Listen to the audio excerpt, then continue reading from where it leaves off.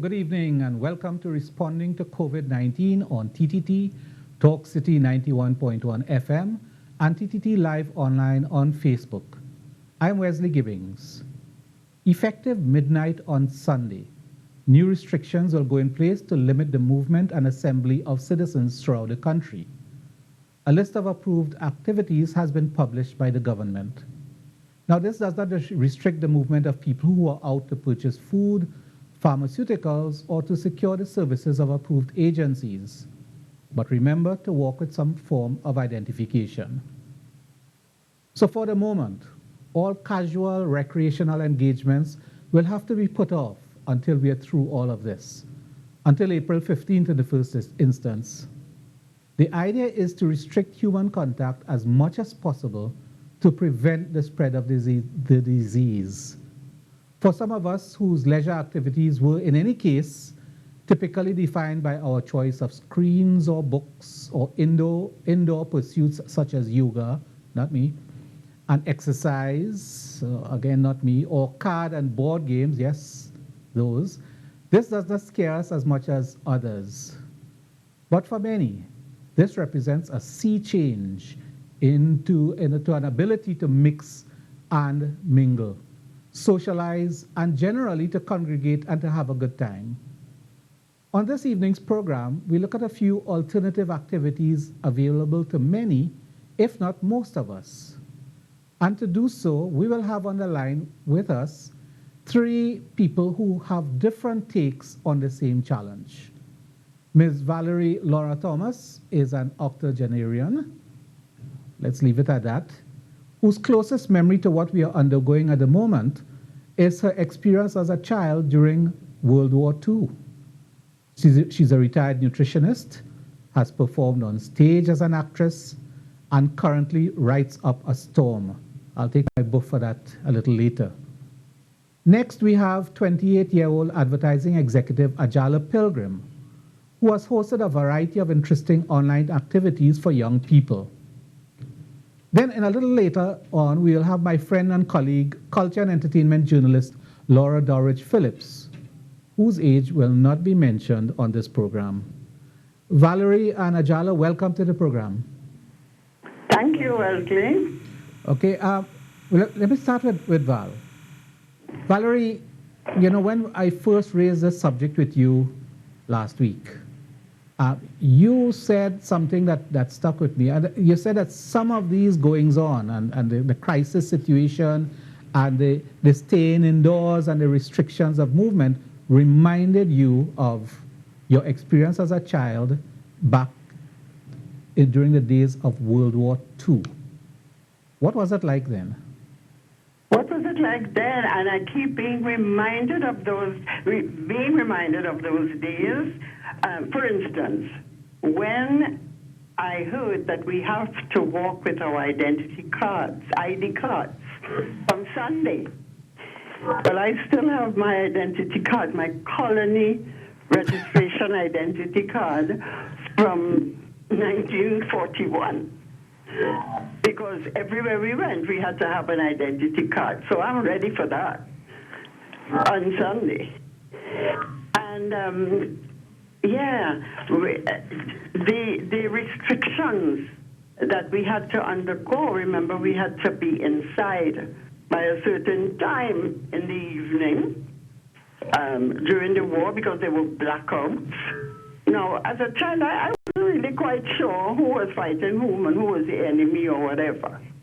But I knew that there was a war. And one thing that was planted in our heads was that England was the country that we had to protect. Okay, they were the people that the war seemed to be set against. I remember the Germans and the Japanese seemed like to be the enemies. So we had to sing songs like Rule Britannia and that kind of thing. So it was a kind of awkward situation of us doing restrictions. But the atmosphere within those restrictions is that the colonials were running the show, and we had to do what they had to say, and we had some lines to toe.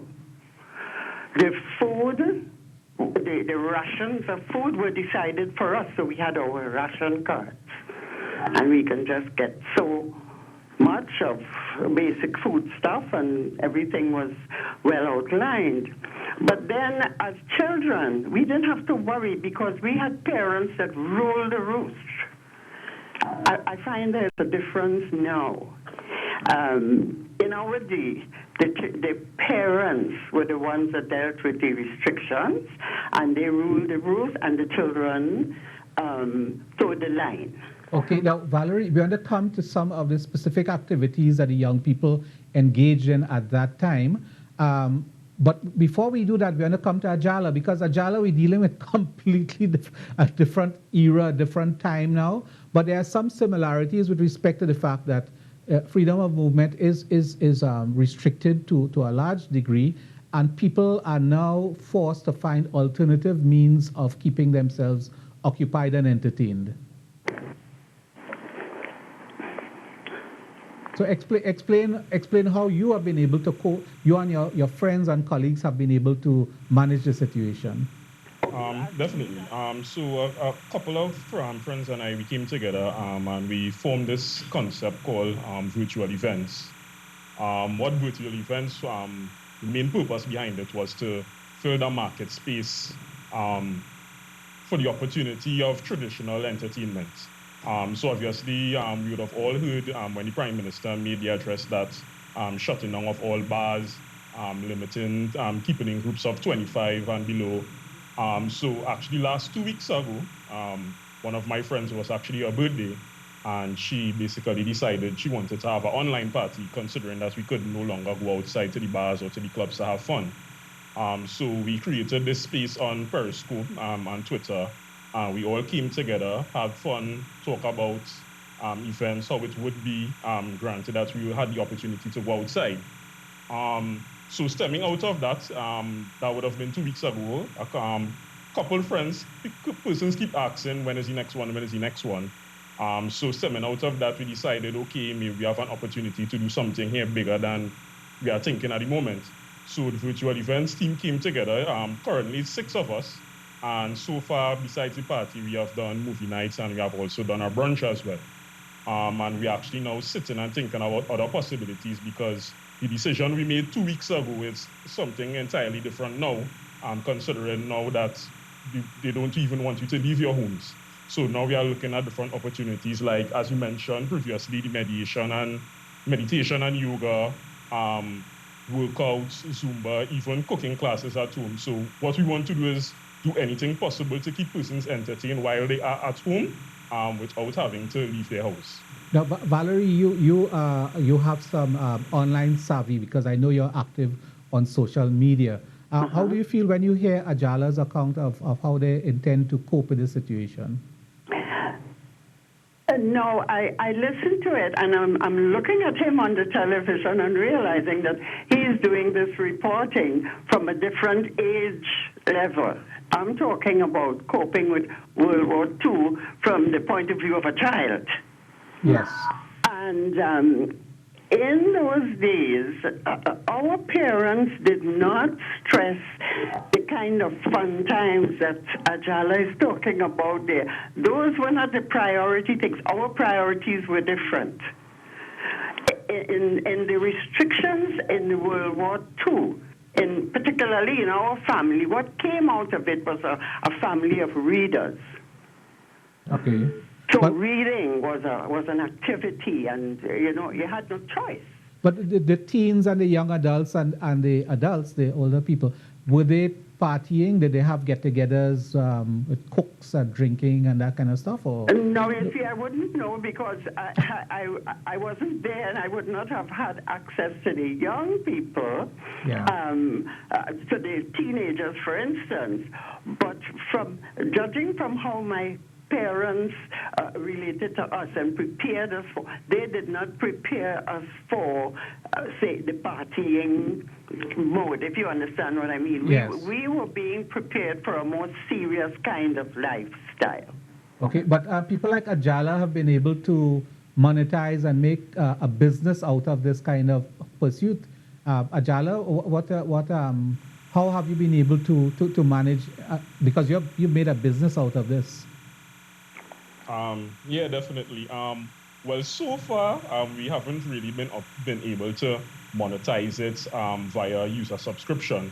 However, because of the attention it would have been getting, we actually been having some engagement and relationships with corporate Trinidad and Tobago, because obviously they are feeling some of the stress as well, and they are now finding innovative ways of marketing their product as well, obviously on the internet, which has been growing very much so within the last couple of years. So through some of the relationships we are having with corporate Trinidad and Tobago, we would now like to use some of the funds that we would get to now help to assist some of the persons that would have been a part of the team. So even things like the DJs that would play the music, the hosts, the graphic designers that would put out our flyers, those people that would be directly affected by the closure of businesses. We want to now find ways of ensuring that they could kind of keep things steady, because we're not sure how long this would last. It might be a couple of days, it might be a couple of weeks, or it could be a couple of months. But do you think that there are ways to integrate what you're doing? You're doing stuff more on the fun side of things, but as Valerie has explained, back in her day, and I can see that we're dealing with different age groups. She's talking about her experience as a child, and you're talking about teenagers, young adults, and so on. But there is some value to some of the things she's saying with respect to encouraging reading, for example, and encouraging a level of learning. Are you looking at those avenues? Yeah, well, definitely. Well, as I said, the first event would have been a party, and obviously I'm directly in the entertainment industry, so that would have been one of the first ideas that we would have gotten into. However, as I mentioned previously, different things like the yoga or fitness, you would have heard Stuart Young mention today when persons asked about going outside. He said to try to limit yourselves to stay within your yard. So we're now trying to find ways of even create gym type sessions for persons to now be able to work out at home without going outside. Outside of that, as I say, everything is still a work in progress, but even things like entrepreneurs coming and speaking about their struggles and finding ways of how they are going to make things work at this point in time. So things are still working in the back end, but yes, there's the fun side to it, but also there will be serious business that will be happening eventually. Now, Valerie, AJALA used the word yard there, and even in my day growing up, the concept of the yard was a very important one. I know in Pan history, for example, when you use the word yard, it's sort of code for a kind of communal experience. Yes. So in growing up, for example, when we went through 1970 and there was the state of emergency and curfew and so on, the young people in our yard, we arranged performances, skits, talent competitions, people would sing, we'd do all these kinds of things. Is some of it familiar to you? Yeah, but Wesley? Yes. Wesley? Yes, I'm hearing you. One of the things I really admire with the young people of today, and I do admire them, is that they have been allowed to explore the arts and what my father would consider as kind of frivolous, even though he was a concert pianist and stuff. He took that seriously. It was not a fun thing to do. What I find now is that the young people are so enterprising, and they make fun into a business. I don't think we had a chance to do that. Piano lessons was a serious thing. Playing the violin, it was serious. But I enjoy them even on Facebook, because I think that they really use the freedom they have got, the young people who have taken the freedom to be able to express themselves creatively. I think there are a lot of them that are using it beautifully. In my day, I don't think we had that chance. We were on a kind of straight academic, you have to do your schoolwork, something, and like dancing and partying, and that was frivolous. I like the idea that that is not frivolous in this time. Okay. Valerie, we have to take a break now. We'll be right back. And if you stay on the line for a little while longer after the break, we're going to wrap and then we're going to go to Laura Dowrich-Phillips. So I'm Wesley Gibbings. Stay with us. We'll be right back. The COVID-19 virus, previously called novel coronavirus, is part of a family of viruses that includes the common cold and other respiratory syndromes. Symptoms include shortness of breath, coughing, fever, or acute diarrhea. In severe cases, symptoms may include pneumonia, SARS, or kidney failure. The COVID-19 virus is treatable, and persons who are affected are reminded to seek immediate attention at your nearest health facility. Take medication as prescribed by a doctor, get plenty of rest, and drink lots of fluids. Protect yourself and your loved ones from COVID-19 by practicing good personal hygiene, such as washing your hands and avoiding close contact with persons who are sick. A message from the Ministry of Health.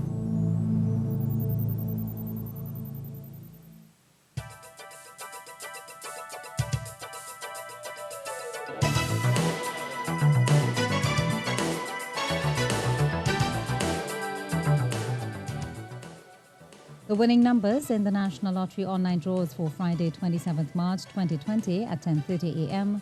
Playway, the number 3 carriage. Pick 2, the numbers 28 and 20 in that order. Pick 4, the numbers 7, 2, 2 and 0 in that order. At 1 p.m., Playway, the number 10 monkey. Pick 2, the numbers 14 and 20 in that order. Pick 4, the numbers 7, 9, 7 and 1 in that order. At 4 p.m., Playway, the number 32 shrimps, Mega and Mega Ultra Ball called. Pick 2, the numbers 32 and 23 in that order. Pick 4, the numbers 1, 0, 1 and 8 in that order. And at 7 p.m., Playway, the number 34 Blind Man, Mega Ball called. Pick 2, the numbers 33 and 18 in that order, Mega Ball called. Pick 4, the numbers 7, 4, 0 and 3 in that order. Cashpot, the numbers 7, 3, 15, 18 and 12 in any order, and the multiplier is 1. Dunamis Experience is a weekly presentation of the Montrose New Testament Church of God. It is Central Trinidad's fastest growing Pentecostal church. Here the Lord Jesus Christ is glorified and the congregation edified. Pastor B.A. Hamid has faithfully served this church for more than 4 decades. His weekly messages are powerful and anointed. Why not visit us and experience the difference in our worship services? Our church is committed to building your faith, your family, and your future.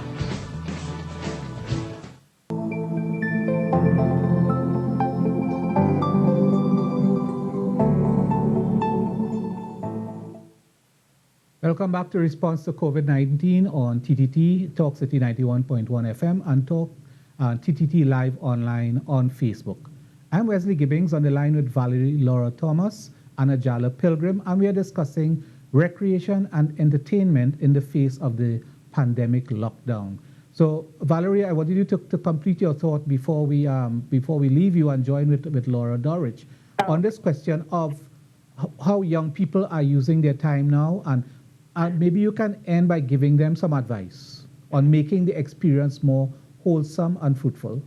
I don't know if I qualify to give them advice, but what I was trying to say is I love the idea that as opposed to my time where parents were a lot more restrictive in their discipline, the young people here have been freer to express themselves. I thoroughly enjoy being with them on the social media.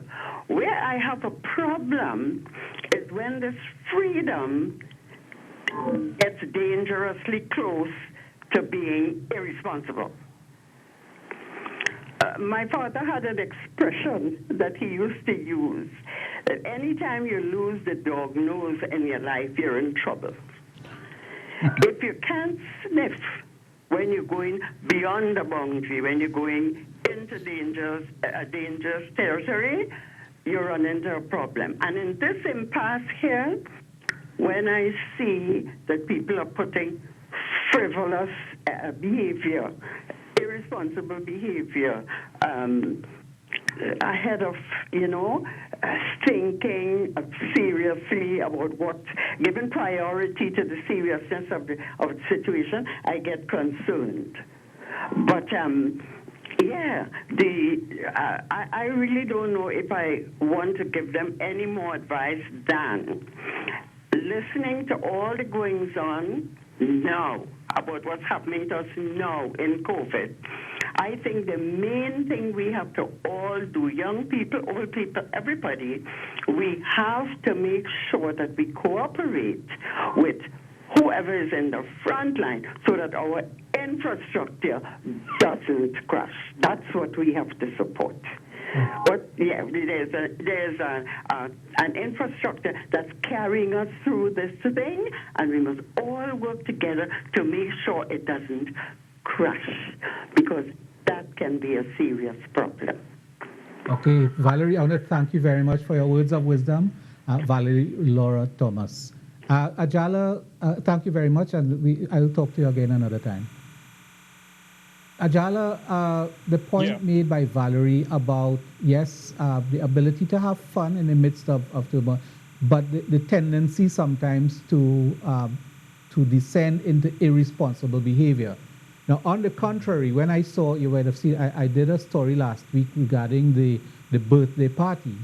I thought it was an eminently responsible act because the young lady was able to have a party with 10,000 participants, 10,000 party goers. And I know that they cooked. You want to talk a little bit about that? About what happened on that birth night? Yeah, definitely. My friend Shanice, it was her birthday. And she was like, guys, I want to have an online birthday party. So she came to me and we decided, okay, we will stream this live on Periscope. As you said, a lot of persons passed through. We had a digital footprint of about 10,000 persons within the 2.5 hours we were there. But what the most interesting part was, because yes, music was playing, but the best part about it was the community engagement that we had in the chat itself. A lot of persons were like, guys, where's the bathroom? Somebody car blocking the gate. Those little things that usually would happen in an event. I think it was a bit lighthearted and make persons laugh and enjoy themselves. And I think that's what we want to keep going, because we know that for this next 2 weeks is going to be difficult for a lot of people.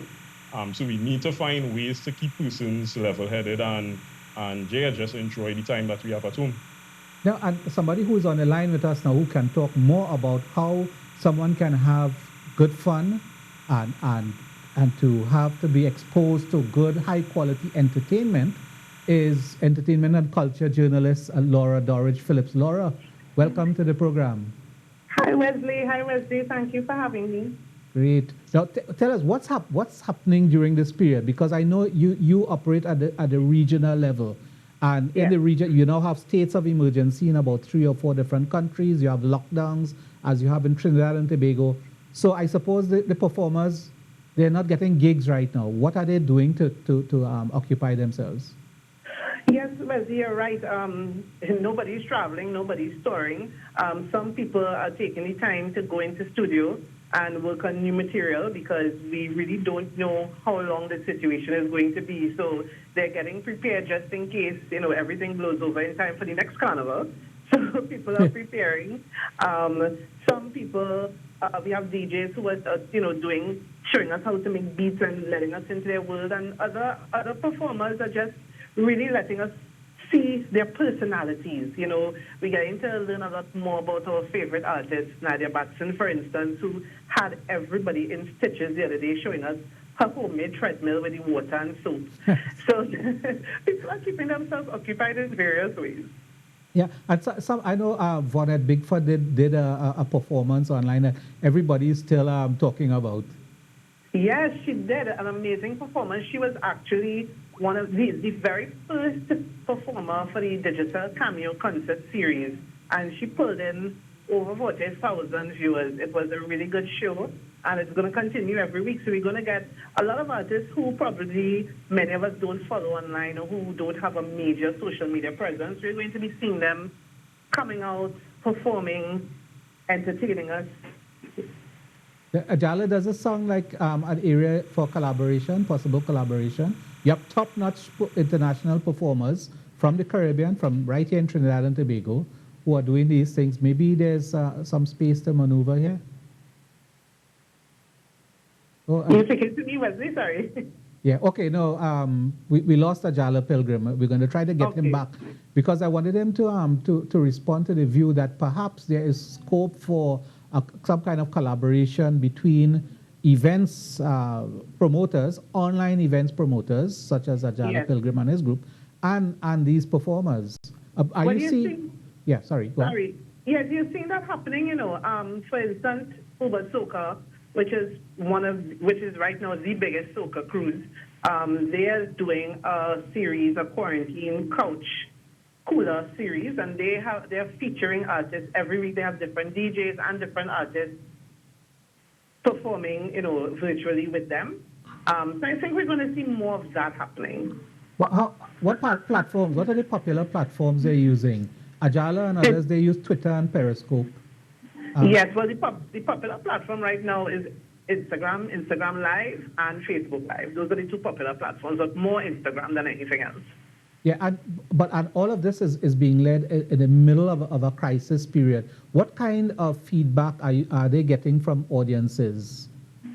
Oh, people are loving it. When you look at the numbers of people that are tuning in, because right now what you have is a captive audience. Nobody has anywhere to go. People don't know how to spend their time. We don't know how long we're going to be like this. So they have a captive audience, and people are tuning in because people sometimes want something that takes you away from the fact that there's a virus or a deadly virus out there. So it's a good way, a good form of distraction for a lot of people. I was taking a lyrical concert last night, which I consider to be the first real soca concert, because he didn't do acoustic or slow it down or anything. It was a jamming party. And on Instagram Live, he had over 6,000 people. Yes. All sorts of people, artists, fans, all sorts of people were tuning in. Okay, Laura, hold on to that thought. We're going to come right back. We're going to take a break, and we'll be right back. Sure.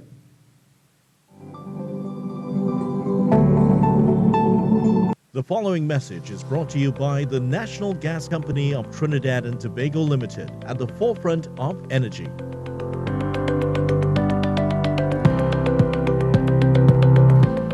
Clean all high-touch surfaces and protect yourself against COVID-19 virus. Clean and disinfect frequently touched surfaces daily. This includes tables, doorknobs, light switches, countertops, handles, desks, keyboards, toilets, faucets, and sinks.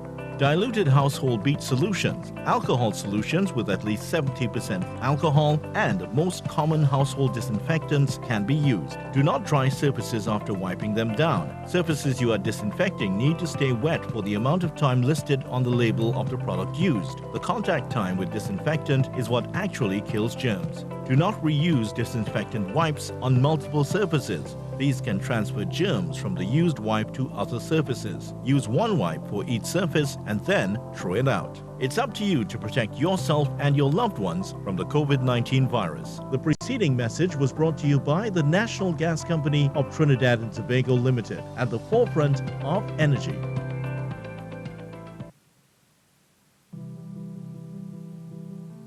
The National Day of Prayer takes place this Sunday, the 29th of March 2020, from 8:30 a.m. Join Prime Minister Dr. the Honorable Keith Rowley via your television, radio, or live stream. Let's fellowship, pray, and reflect from the comfort of our homes to keep Trinidad and Tobago safe in this time of COVID-19. It's the National Day of Prayer with Prime Minister Dr. the Honorable Keith Rowley this Sunday, the 29th of March 2020, from 8:30 a.m. via television, radio, or live stream. Even though school is closed, your child's SEA preparation does not stop. Let them learn math, language arts, creative writing and comprehension in the comfort and safety of your home. Using the JJ and Friends apps, workbooks and wall charts, all designed using the Ministry of Education's primary school curriculum and SEA 2019 to 2023 framework. Our program covers numbers, measurement, money, geometry, statistics, parts of speech, subject-verb agreement, conjunctions and joining sentences, active and passive voice, classical analysis, sentence analysis, direct and indirect speech, punctuation, spelling and vocabulary. Create the perfect learning environment in the safety of your home today. Plus, get a free Amazon Kindle Fire. Get your child fully prepared for SEA with the JJ and Friends SEA Success Series. Call now 800-READ.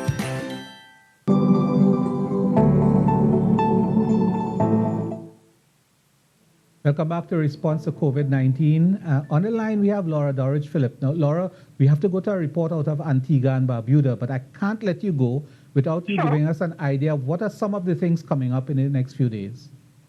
Oh, my God. Well, we have Isasha this weekend as part of the Digital Cameo concert performance. We have Travis Will tonight, actually, doing a Zeta segment with Salty. We have a number of things, it's a lot. And Instagram, so that people can check Instagram, mainly Facebook, I suppose, as well.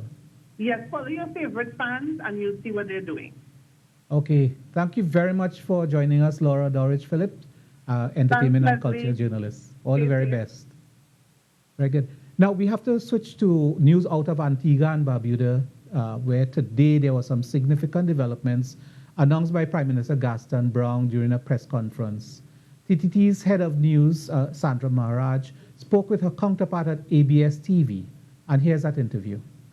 Well, we're speaking with Garfield Burford, who's head of news at ABS TV. Garfield, what's the latest out of Antigua? We understand that you were up to 7 cases yesterday, but the Prime Minister had a press conference today, and that number has actually gone down by 1. What's the explanation? Yes, absolutely right. You're absolutely right, Sandra. And it's my pleasure to actually update your audiences. So Prime Minister Gaston Brown indicating yesterday that there were 7 cases that we had. Before he spoke yesterday, there were 3 cases. He said there were an additional 4 positive results, taking the number to 7. However, today he clarified that one of those positive results yesterday was actually a retest which had been done on patient 0, the first patient who actually tested, the first person who tested positive for COVID-19 in Antigua and Barbuda, a 21-year-old woman.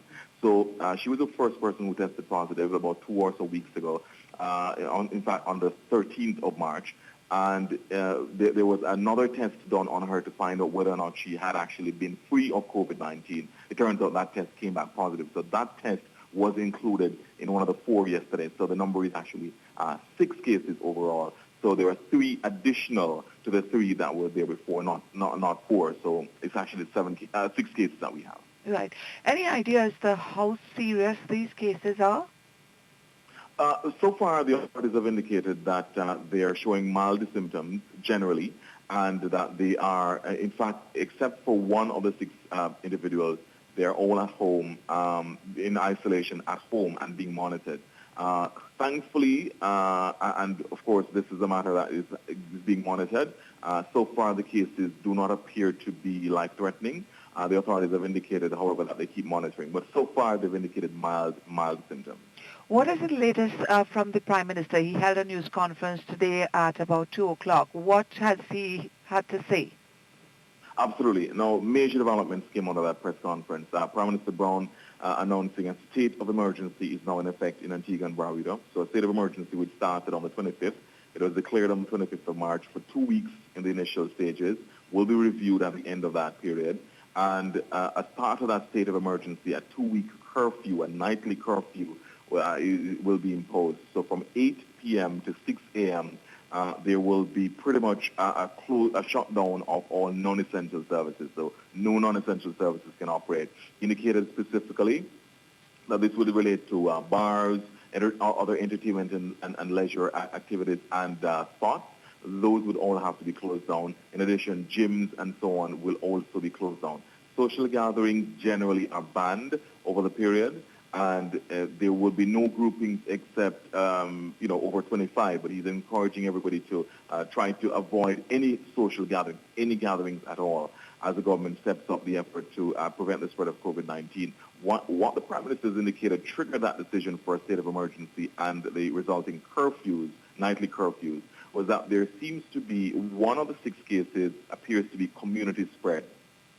Apart 5 cases would have been imported. One of those individuals had no travel history, indicating that he would have contracted the disease in Antigua and Barbuda, indicating community spread. The government is also concerned that anecdotally there does appear to be an indication that some Antiguans and Barbudans, especially those who would have returned from the U.S. recently, and also who would have traveled to Montserrat for the recent St. Patrick's Day event, may have become exposed. A lot of those persons are now in quarantine and are being monitored. But the government believes that it needs to take this measure now to ensure that they put a lid on any community transfer or any community spread of COVID-19. So state of emergency for 2 weeks. As part of that, nightly curfews, and it will mean essentially a shutdown of non-essential businesses during that period of time. And so this would include like churches, religious activities? Religious activities, there wasn't anything specific on religious activities that was mentioned, but the churches have already been essentially limiting themselves. In fact, some churches have not been meeting at all over the past week or two. And by the way, yesterday was a National Day of Prayer and Fasting in the country, which went pretty well. So all programming across all media were dedicated to religious programming between 6 in the morning and 6 in the evening.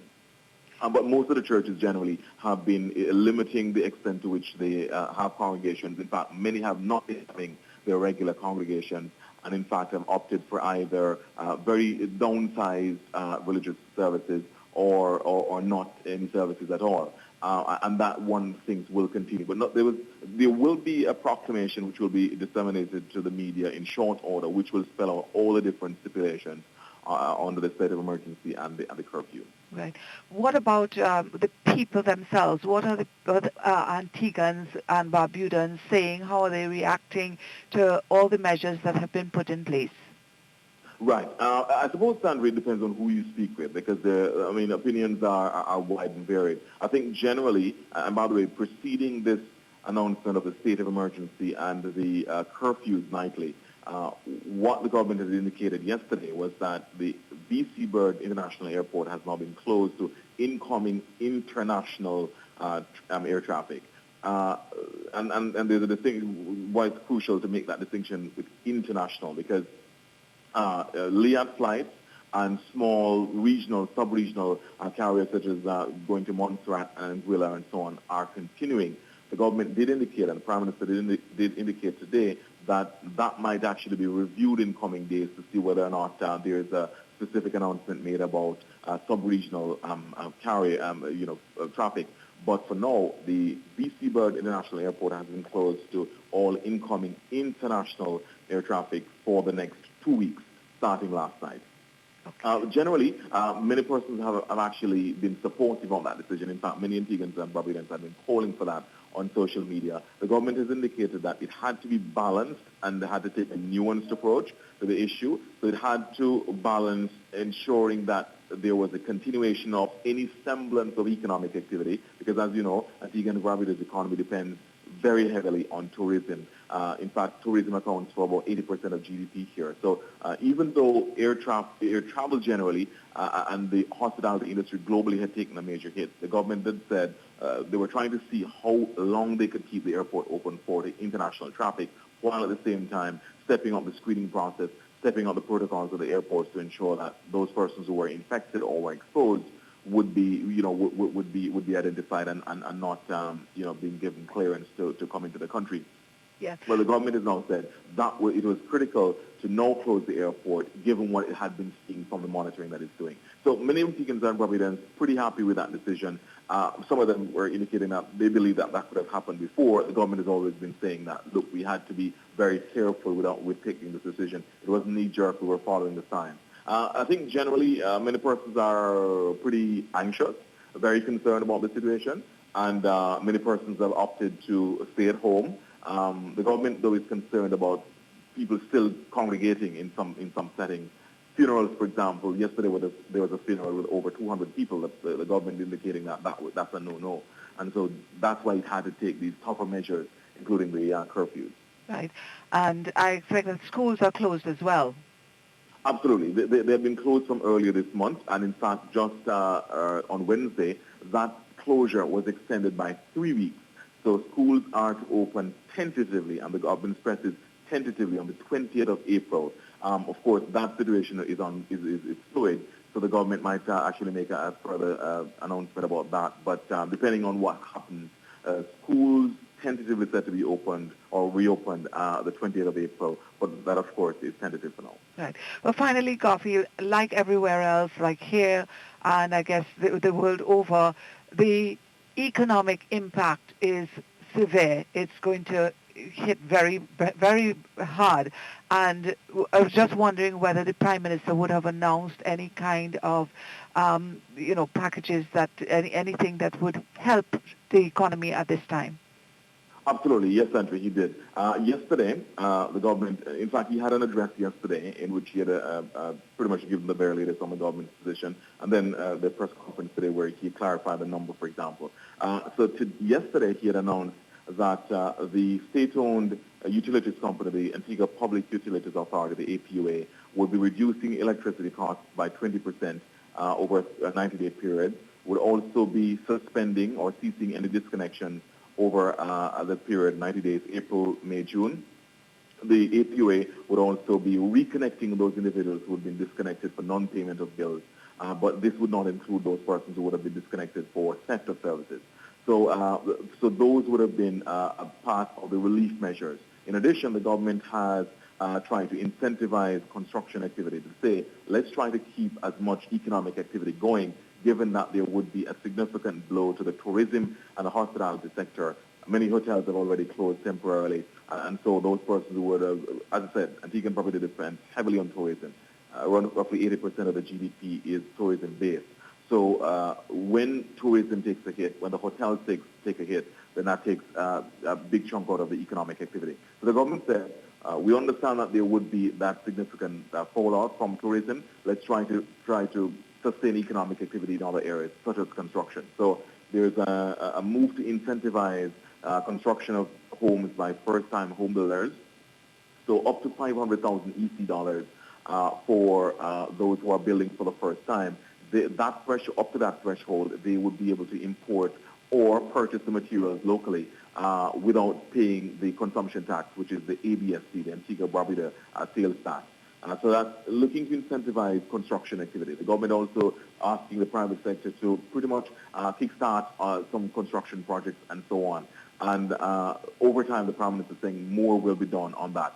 Today, at the news conference, he indicated that small single-parent families, for example, and some vulnerable households would be assisted by the government, especially during this time, to kind of cushion the impact of the economic fallout. He says more details will be announced about that and about a relief package, additional relief.